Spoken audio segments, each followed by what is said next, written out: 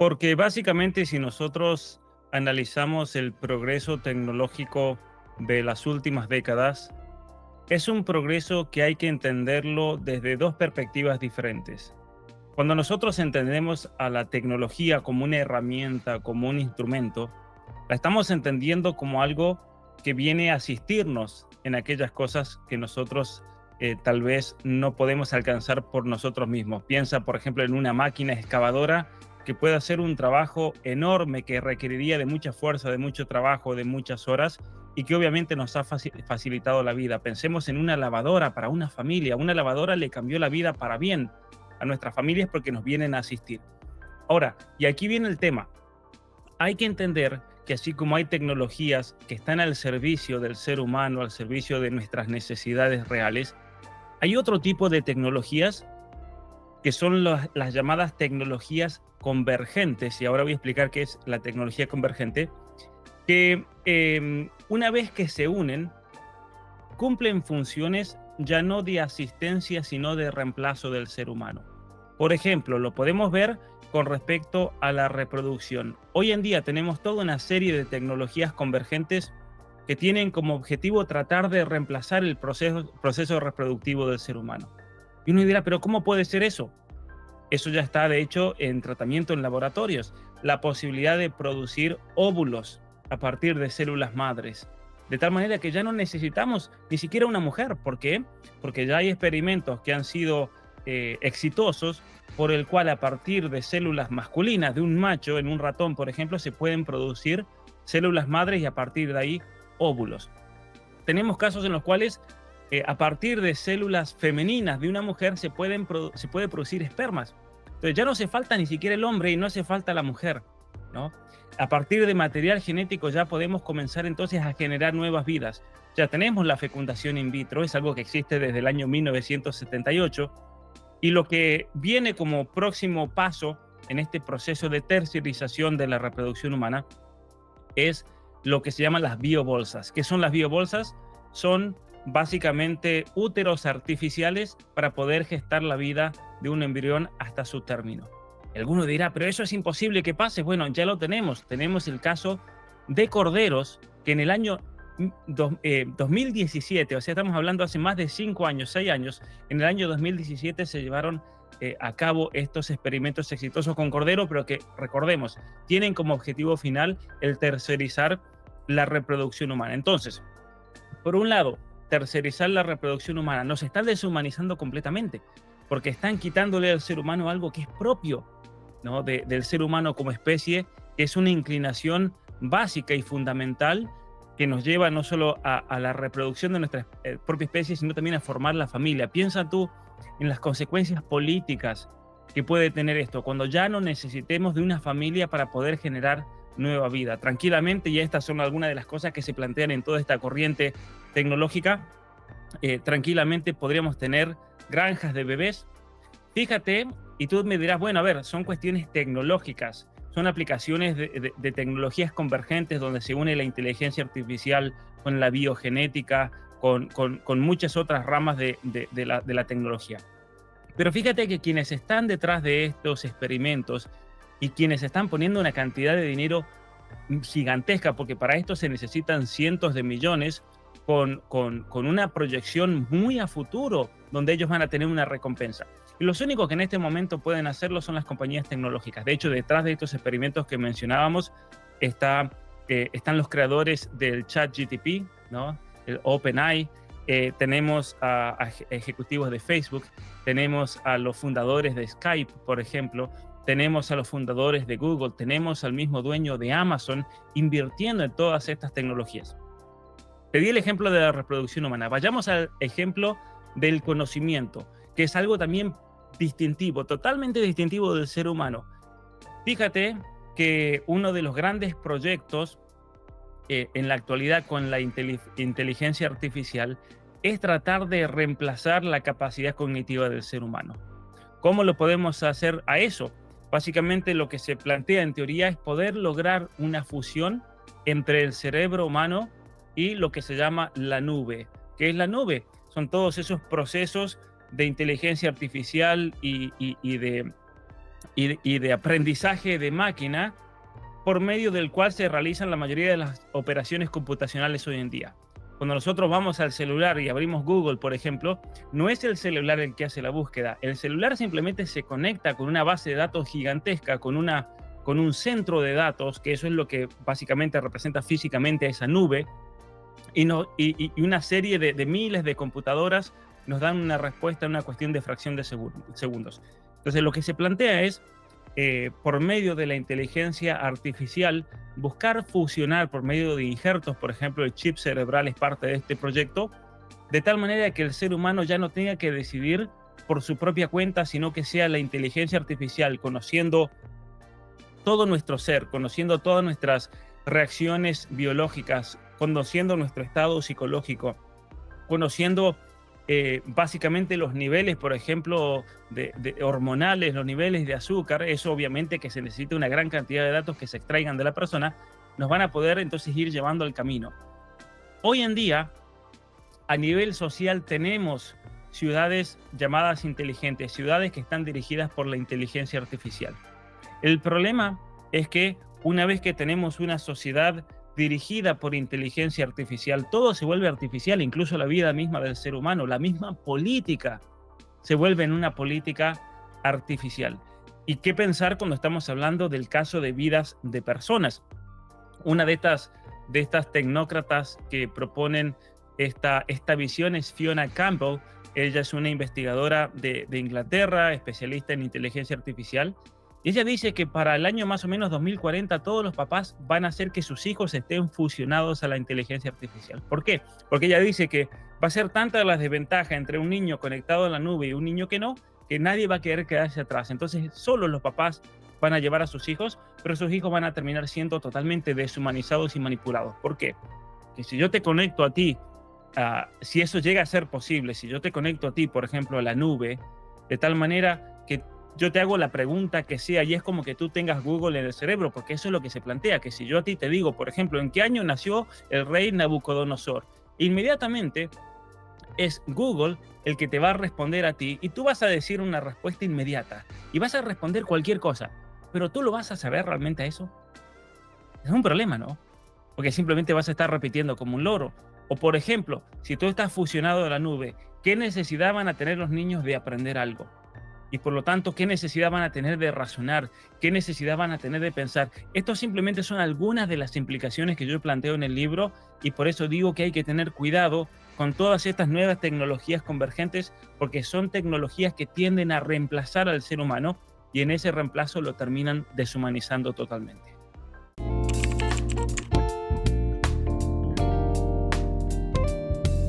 Principalmente dos cosas. Al momento de formar a un ser humano, sería un error gigantesco plantear la formación como un término de conocimiento tecnológico. Y hay varios motivos por eso que yo analizo en el libro, pero les voy a dar un motivo muy simple. Si tú a tu hijo lo educas puramente en cuestiones tecnológicas, cuando ese niño tenga 25 años y tenga que salir a la fuerza laboral, todo ese conocimiento tecnológico que le diste hoy, en 25 años va a ser totalmente obsoleto. No sirve para absolutamente nada. Entonces vayamos a otra cosa, y voy a volver a esto, pero vayamos a otra cosa mucho más fundamental. Si tú quieres formar de verdad a una persona, tú tienes que prestarle atención a aquellas características que nos configuran como seres humanos. Porque eso es lo que significa formarse de verdad. Formarse y crecer en aquellas características que no son cuestiones externas a nosotros. Por ejemplo, si yo tengo un niño y a ese niño le puedo dar una computadora Dell de $500 o una Mac Pro de $4,000, ¿cuál va a ser mejor? La Mac Pro. Pero la Mac Pro lo va a formar más o menos. No importa, no interesa porque es algo externo a ese niño. En cambio, si yo a ese niño le enseño a pensar, y si a ese niño le enseño a razonar, y si a ese niño le enseño a hablar, y si a ese niño le enseño a comunicarse, él va a adquirir un montón de herramientas que son personales y que van a perdurar en el tiempo. Esa Mac Pro que yo le puedo dar hoy, supongamos que la aprenda a usar muy bien, pero en 10 años va a ser totalmente obsoleta, no va a servir para nada. En cambio, si yo a ese niño le enseñé a profundizar y a crecer en esas cuestiones fundamentales de su propio ser, ese niño va a tener herramientas potentísimas en el futuro al momento de buscar un empleo, por ejemplo. Entonces volvamos a una cuestión que me parece a mí fundamental. ¿Cómo hacemos que un niño aprenda todas esas características que yo mencioné? Por medio de lo que se llama, que es lo que planteo aquí en mi libro, la educación clásica, por medio de la lectura de los libros, por medio de la lectura de grandes personas del pasado que nos hicieron pensar, que nos van a hacer pensar, y leyendo a esos grandes personajes tú también aprendes a pensar. Los grandes problemas filosóficos a los cuales nos enfrentamos hoy en día, que en cierta manera en el pasado también se han tenido que enfrentar con las variaciones y las circunstancias, y obviamente que hoy se agrega la cuestión de la tecnología, pero ciertamente que hoy necesitamos personas que piensen. Fíjate una cosa, hay un libro que yo cito en mi libro, que es una publicación escrita por quien en ese momento era el CEO de Microsoft, que salió en el año 2021, hace poquito. Y él decía que para desarrollar la tecnología del futuro no necesitamos personas que sepan mucha tecnología, sino que necesitamos personas que sepan pensar. Y para que esas personas sepan pensar deben formarse en las humanidades, deben formarse en cuestiones profundamente humanas, porque en definitiva esas son las personas que luego pueden tomar cualquier tecnología y la van a hacer avanzar y la van a poder aprovechar al máximo. Se han hecho experimentos muy, pero muy interesantes. Fíjate, niños que han sido creados en tecnología y pura tecnología. Y es interesante que cuando esos niños que se los hacen expertos en un programa particular, como no tienen esa capacidad de pensar y de razonar, cuando lo trasladan a otro programa que es similar, no saben hacer absolutamente nada. Te voy a dar un ejemplo. Si a un niño tú lo entrenas en el Final Cut Pro, que es el editor de videos de Apple, y simplemente lo entrenas en eso y lo haces experto en eso, cuando lo pasas al Adobe o lo pasas a DaVinci, y esto se han hecho experimentos, ¿no? Esos niños no saben qué hacer, siendo que las funciones son prácticamente las mismas. Pero luego han hecho experimentos con niños que no tenían acceso a la tecnología, pero saben pensar porque saben leer y saben razonar. Tú le dabas el programa que sea y te lo aprendían a manejar así, en un segundo, al que sea. ¿Por qué? Porque tienen una mente mucho más abierta. Entonces, está comprobado, que también lo trato en un capítulo, está comprobado que el uso excesivo de tecnología en el momento clave de crecimiento del cerebro humano es un cerebro que tiende a atrofiarte. Es una metodología de estudio, el usar de excesiva tecnología, que tiende a atrofiar ciertas funciones de tu cerebro. Y eso es un peligro, porque muchos dirán, pero si las escuelas más avanzadas están metiendo el celular en las aulas, están metiendo iPads, están metiendo pantallas que tú puedes tocar la pantalla y aparece absolutamente todo, pero eso es un error gigantesco, porque está comprobado científicamente que mientras más tecnología se usa en un aula, más se compromete el desarrollo cerebral de un niño. Y esa es la razón por la cual, por ejemplo, en Italia se han prohibido las pantallas, primer mundo. En Francia, ya en el 2018 se prohibieron las pantallas porque era un desastre realmente el desempeño. En Suecia se acaban de prohibir las pantallas en todo el país. Entonces, el argumento de eso es decir, en el primer mundo se usan pantallas, sí, pero en el primer mundo hacen un montón de cosas que son errores y están mal, y que en este momento están descubriendo que cometieron un error gigante. Es interesante que la ministra de Educación de Suecia, cuando hace un mes hizo el anuncio de que iban a eliminar toda la tecnología, las pantallas en la formación de los niños, ella dijo, lo único que hemos logrado desde que comenzó el programa en el año 2008 es tener analfabetos funcionales. ¿Qué es un analfabeto funcional? Es un niño que puede usar de tecnología, pero en la realidad es un analfabeto porque no sabe hablar, no sabe comunicarse, no sabe escribir, y eso es lo que estaba produciendo Suecia, que es el primer mundo. Fijémonos en el caso de Argentina. Argentina es el país que impuso la educación con tecnología a un nivel mucho más alto que cualquier otro país en el mundo. Curiosamente, ¿no? Más que Japón, más que los Estados Unidos, más que Canadá, más que Inglaterra.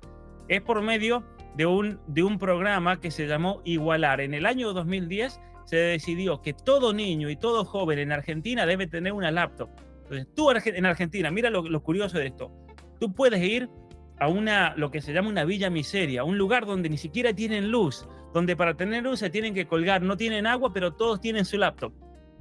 Entonces uno dirá, ay, este programa tecnológico de Argentina igualó absolutamente todos, ahora todos los niños tienen acceso al internet, se ha democratizado el conocimiento y todos los jóvenes y niños de Argentina han llegado a un nivel altísimo de formación porque tienen en proporción más computadora que el país más tecnológico del mundo. ¿Y cuál es la realidad? Que Argentina desde el año 2010 ha caído en picada absoluta. De 100 niños que comienzan la educación a los 5 años, solamente 14 niños la terminan. Y tú me dirás, ¿qué pasó con los otros 86? Y ahí deben estar todos con la computadora que les regaló Cristina Kirchner, todos inútiles, pero con su laptop.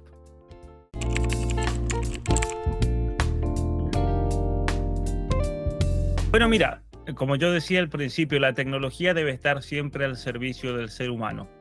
¿Es posible, por ejemplo, generar inteligencia artificial y generar sistemas de aprendizaje de máquina y usar de las tecnologías convergentes para que estén al servicio del ser humano? Sí, tiene muchas aplicaciones muy interesantes, por ejemplo, en el caso de la medicina, en el campo de la construcción, en el campo de los estudios, en el campo que prácticamente imaginemos, podemos tener una aplicación concreta de todos estos sistemas y tecnologías convergentes.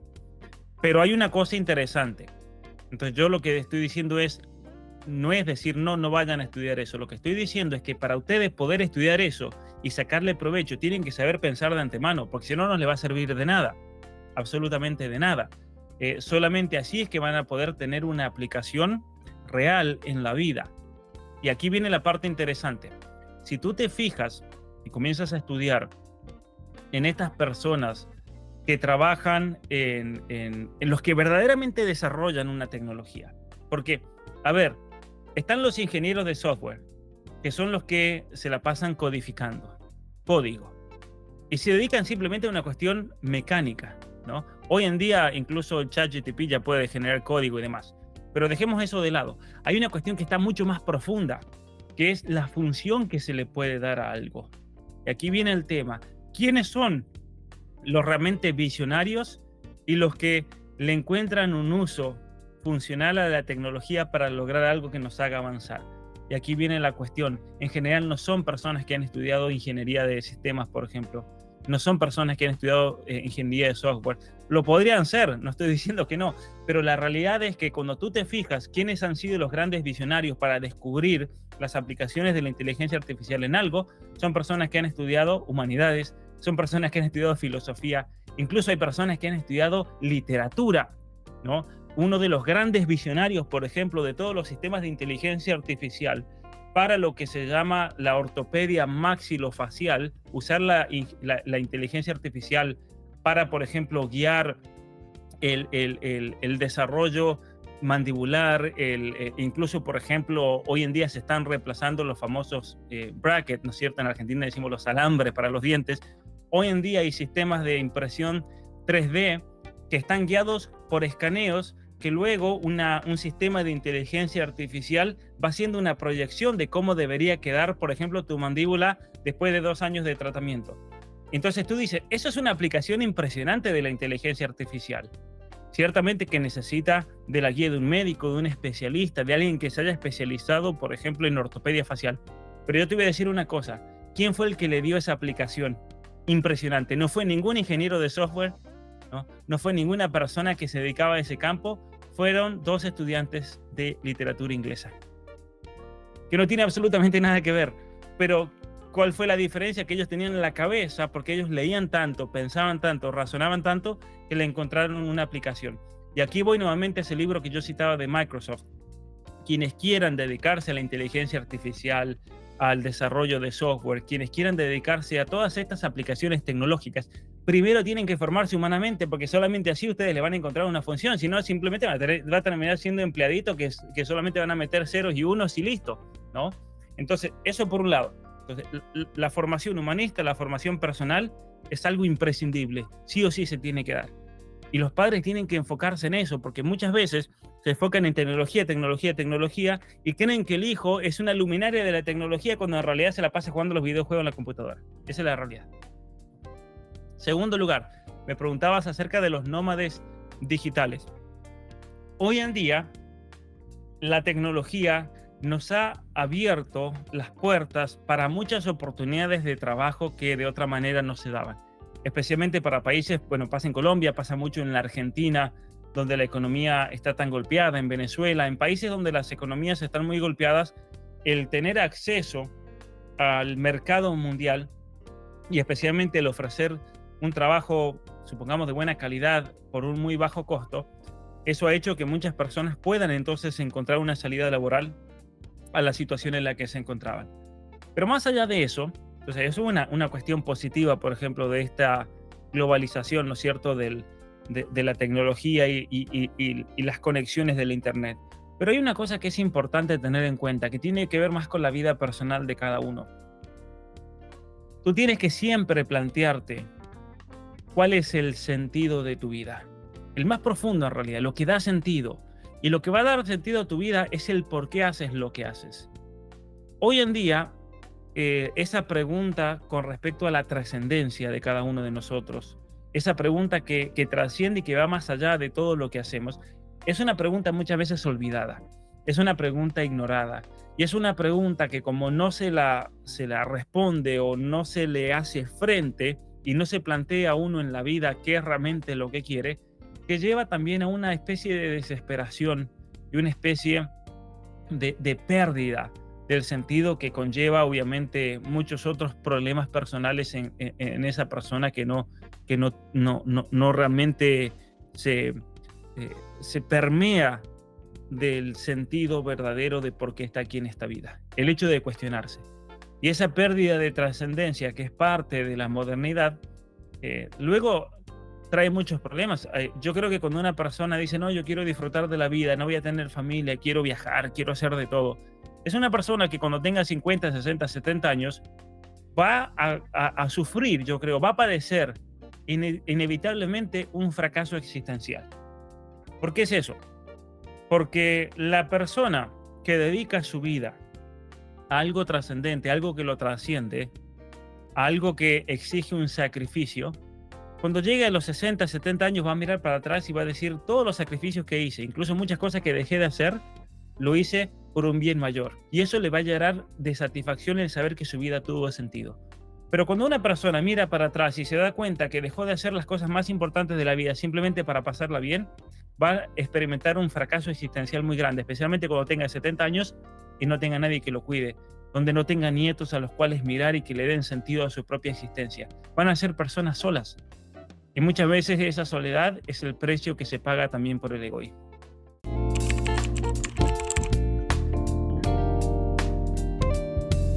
Bueno, mire, en primer lugar yo creo que es importante, yo también los quiero incentivar a todos a que lean mi libro, porque ahí planteo una serie de errores y falacias que cometen los padres al tratar de racionalizar o justificar por qué le dan un celular a sus hijos. Una de las grandes falacias, tú misma la mencionabas hace un rato, cuando los padres dicen no quiero que mi hijo quede atrasado al respecto. Muchas veces los padres son ellos mismos víctimas de esta distracción crónica del celular y por lo tanto, claro, yo a mi hijo le digo que no vea, pero yo estoy todo el tiempo en el celular, entonces es una manera de acallar la conciencia, o los padres se encuentran con tanto trabajo y tareas que no tienen tiempo para sus hijos o no se hacen el tiempo para sus hijos y terminan regalándoles lo que se llama una niñera digital. Entonces, yo creo que es importantísimo realmente que las familias se planteen el tipo de vida que están llevando.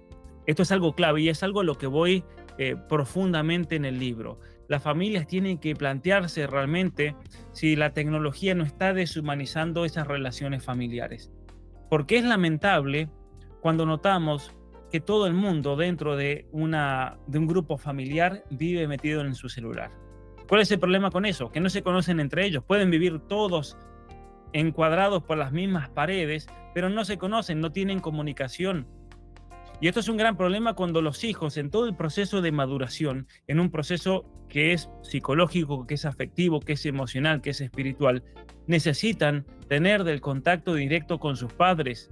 Y eso exige un sacrificio muy grande. Pero el celular está quitando tiempo valioso para el desarrollo de esas personas. Y entonces no es de sorprenderse que hoy tengamos todo, como muestro también especialmente en el capítulo 3 de mi libro, tenemos toda una generación de adolescentes con problemas psicológicos, con problemas de autoestima, con problemas de depresión, con problemas de trastornos alimentarios. Tenemos chicas, por ejemplo, que tienen que ir a validarse socialmente ante las redes sociales porque no encuentran esa validación en su hogar. Aquí está el problema, Porque cuando a una chica, y esto está comprobado científicamente, para que los papás presten atención, especialmente el papá varón, la función, una de las tantas funciones del papá varón es reafirmar a sus hijas, a las hijas, ¿sí?, adolescentes, especialmente en el momento de la pubertad y pospubertad. ¿Por qué? Porque la mujer atraviesa naturalmente, debido a todos los cambios hormonales que experimenta, por una etapa de mucha inseguridad personal. Entonces es en ese momento cuando entra en juego el papá y la afirma a su hija en su ser, en su belleza, en lo que sea, porque eso la tranquiliza psicológicamente.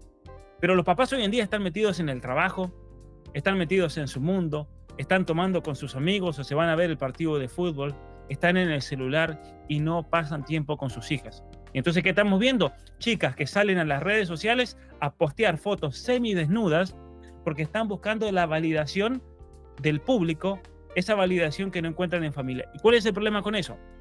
Que esas chicas van a salir a exhibirse públicamente por las redes sociales. Y la realidad es que ahí lo que se da es una especie de competencia social, que es algo psicológico y es un mecanismo propio de la mujer.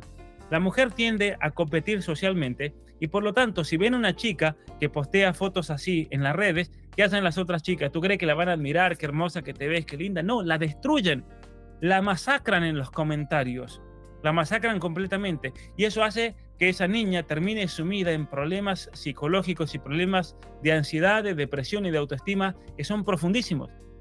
Y es impresionante. Fíjate que yo muestro los gráficos en el libro para que el que quiera que vaya a leer mi libro y va a ver cómo todos estos problemas psicológicos que estoy mencionando, de la depresión, de la ansiedad, de trastornos alimentarios, de problemas de sueño, lo relacionado con autolesiones, siempre existieron esos problemas, pero se mantenían más o menos estables en una proporción muy pequeña de la población, tanto femenina como masculina. Y a partir del año 2010, cuando se hace común tener celulares, cuando se expanden las redes sociales, todos estos problemas explotan. Y no solamente que explotan, sino que todavía no han tocado techo. Están en picada hacia arriba. Entonces tenemos un problema gigantesco realmente. Y yo creo que entonces las familias tienen que tomar conciencia. En este libro yo lo que hice fue demostrar, como tú lo sabes bien, en un capítulo, demostrar cuáles son los efectos nocivos que tienen en el desarrollo del cerebro de niños y adolescentes, con muchísimos datos. En otro capítulo me concentro en demostrar todos los efectos nocivos en la psicología de un niño y de un adolescente, porque cuando los padres se den cuenta de eso, se pueden dar cuenta de que han estado cometiendo muchos errores en la formación de sus hijos, que les han estado dando tecnología que no va a ser otra cosa que destruir a esos niños. Porque si yo a un padre le digo, mira, tú eres consciente, y yo le muestro una tomografía computada, tú eres consciente de que a tu hijo le estás atrofiando, y se lo puedo demostrar con una tomografía computada. Tú a tu hijo, mira el cerebro de tu hijo, le estás atrofiando por el uso del iPad ciertas funciones cerebrales que le van a impedir a ese niño el poder avanzar intelectualmente. ¿Tú crees que un papá que sepa eso va a decir, no, entonces sí, dele mi iPad al hijo? No, va a decir, no, me cometí un error gigantesco. Y eso es lo que yo quiero que los padres realmente tomen conciencia. Se van a dar cuenta que hay problemas de conducta, problemas afectivos, problemas psicológicos en sus hijos. Yo les puedo demostrar la relación que tiene eso, por ejemplo, con el uso excesivo del celular, con el uso excesivo de las redes sociales. Y muchas mamás me han dicho cuando han ido a mis conferencias, claro, con razón, yo me di cuenta que mi hija vive depresiva, vive metida en su cuarto, se mete en las redes sociales y sale peor. Pero claro, señora, entonces es importante, y una de las cosas que yo planteo para responder bien directo a tu pregunta es que las familias a este libro lo lean, que lo lean en familia y que lo comenten en la mesa. Porque no es fácil decirle a un niño, mira, ¿sabes qué? Te vamos a quitar el celular. Tiene que ser una decisión que sea aceptada y que venga también del mismo niño, donde todos en familia hablemos de qué problemas, por ejemplo, se siguen del uso excesivo del iPad, del uso excesivo del celular, del uso desmedido de una o de otra tecnología. Y entre familia, entre todos en familia, tomar una decisión. Y fíjate que yo he dado muchas conferencias por muchas partes del mundo y he hablado de estos temas. Hay familias que después me contactan o cuando vuelvo a un lugar, por ejemplo, me pasó en Colombia cuando estuve en Bogotá y en Medellín, familias enteras, y muchas fueron, ¿no? Estoy hablando de muchas familias, que venían y me decían, doctor Pablo, ¿sabe que nosotros vimos sus cursos, sus videos, vinimos a su otra conferencia la otra vez que vino y entre familia, entre todos, con los niños, decidimos, por ejemplo, que no íbamos a prender más el televisor, solamente para ver una película, una cosa que otra, un partido de fútbol, pero ya el televisor no iba a estar prendido. Y yo a la gente les preguntaba, ¿han visto algún efecto en la conducta de sus niños? ¿O han visto un efecto en la familia? Y todas, absolutamente todas las familias me podían contar acerca de cómo los niños se dejaron de pelear, cómo los niños comenzaron a interesarse por otras cosas, cómo comenzaron a relacionarse más, cómo la relación familiar comenzó a fortalecerse, porque antes había un intruso que los distraía a todos de la cuestión principal, que es el tema de formar a los hijos en el amor. Pero si está el televisor prendido todo el día, ¿cómo vas a hacer eso? Es un problema. Y no vas a conocer a tus hijos, y tus hijos no van a tener la posibilidad de hablar contigo y de conversar y de conocerlos. Entonces, yo apunto en mi libro, especialmente cuando tú mencionabas eso de la educación en la rebeldía, el capítulo ya hacia el final, de que tenemos que volver a vivir en la realidad. Y para eso a la tecnología muchas veces la tenemos que dejar un poco de lado para tomar control de nuestras vidas. Y a veces es necesario. Mira, yo te voy a contar una historia personal. Cuando yo comencé a hacer el doctorado, ¿qué hice? Yo agarré y no renové más mi celular. O sea, no tenía celular durante todo el doctorado, porque sabía que me iba a quitar tiempo, ¿no? Y durante el día, ¿uso de las redes sociales? Sí, uso de las redes sociales. Yo tengo más o menos 350,000 seguidores en las redes sociales. Pero yo no estoy todo el tiempo en las redes sociales. Casi nunca estoy. Solamente voy a la mañana, posteo algo y listo. Y durante el día tengo el celular apagado en modo de avión porque me tengo que concentrar en lo que hago. Porque si no sé que a veces tú dices, no, voy a ver un posteíto nomás. Y te quedas y te atrapa. Y a eso es lo que quiero llegar yo. Usen de las redes sociales, pero usen de las redes sociales en la medida en que realmente ustedes puedan crecer como personas. Fíjate, yo a YouTube voy, pero yo tengo que tener cuidado de decir, voy a YouTube a ver cosas que yo sé que me van a formar de antemano. No me pongo a mirar cualquier cosa porque terminas perdiendo el tiempo. Y es muy claro en el caso de Instagram o de TikTok, porque tú no eliges lo que viene después. Al menos en YouTube te tienes las opciones y dices, quiero ver este video, quiero ver aquel otro. En Instagram tú vas a los Reels y te aparece lo que te aparece, ¿no? ¿Tú alguna vez tuviste el poder de decisión de decir, bueno, después de este Reel quiero ver uno de esta persona y después de otro? No puedes, no hay manera, ¿no? Y lo mismo pasa en TikTok. ¿Y eso qué significa? Que el algoritmo es el que termina determinando qué es lo que ves y qué es lo que no ves. Y es ahí cuando hay que tener cuidado con la manipulación.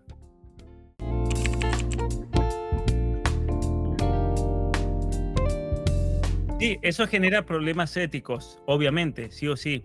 Y es el gran problema en el cual tú ahí tienes que decidir dónde está tu línea. Por ejemplo, porque a mí, por ejemplo, hay personas que yo conozco que son seguidores míos que tienen compañías de marketing digital o trabajan en marketing digital y ellos les generan esos dilemas. Y es un dilema ético. Fíjate, tú sabes que las redes sociales están diseñadas para crear adicción y para tratar de atrapar a la persona. Y por eso hay ciertas cuestiones problemáticas psicológicamente hablando que se viralizan muy bien en la internet, porque obviamente que Facebook, y eso está comprobado, Facebook usa de cualquier tipo vamos a hablar de debilidad psicológica de la persona para poder atraparlo en una situación determinada de su vida, para que esa persona pase la mayor cantidad de tiempo posible. Entonces, si tú eres consciente de que estás explotando una vulnerabilidad, es algo que va totalmente en contra de los principios éticos. Entonces, a mí muchas personas que me preguntan cuál va a ser el principio o la línea. Y yo siempre les digo, ustedes trabajen con clientes cuya propuesta sea una propuesta que lleve al ser humano a mejorar en algo. Por ejemplo, si tú tienes que trabajar en marketing para una compañía, una clínica dental, por ejemplo, o para una compañía que pinta casas, lo que sea, son cuestiones que tienen una utilidad para el ser humano. No hay nada inmoral. El problema es cuando ya entras en campañas que tienen o son objecionables desde tu punto de vista moral. Y es ahí cuando uno tiene que plantar marcar una línea y decir, esa línea no la voy a cruzar porque eso va en contra de lo que yo realmente creo como persona humana. Y no tenemos que jugar ese juego de desdoblar la personalidad. Uy, yo soy cristiano y voy a la iglesia, pero bueno, en el trabajo me lo exige el trabajo. No, tú eres cristiano todo el tiempo, por ejemplo, ¿no? Hasta cuando trabajas, y en eso se tiene que manifestar. Es el caso famoso, por ejemplo, del pastelero en los Estados Unidos,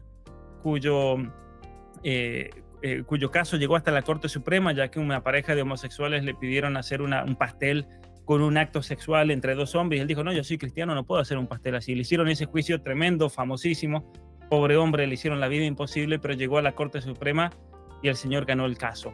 Él podría haber dicho, bueno, es mi trabajo, pero él dijo, no, yo soy cristiano en todo tiempo y en todo lugar, ¿no? Y eso es donde lo que realmente manifiesta la verdadera libertad de la persona, en el caso del Señor, una libertad de conciencia y una libertad religiosa que lo hizo firme, lo mantuvo firme. Entonces nosotros creo que tenemos que tener en cuenta lo mismo. Yo uso mucho de las redes sociales para propagar mi mensaje, mis enseñanzas, mis cursos, mis libros, pero yo no quiero usar de las redes sociales para manipular a la persona humana, manipularlo y controlarlo y volverlo adicto. Total, me ven a mí, me favorece a mí. No, yo quiero personas libres, ¿no? Y si una persona que me sigue me dice, yo tengo problemas con el celular, tengo problemas de adicción, yo le digo, tú tienes que desintoxicarte y déjame de seguir, deja de seguir a todo el mundo y comienza de cero, porque tienes que hacer todo ese proceso de tener control de tu propia vida, que es lo que realmente importa.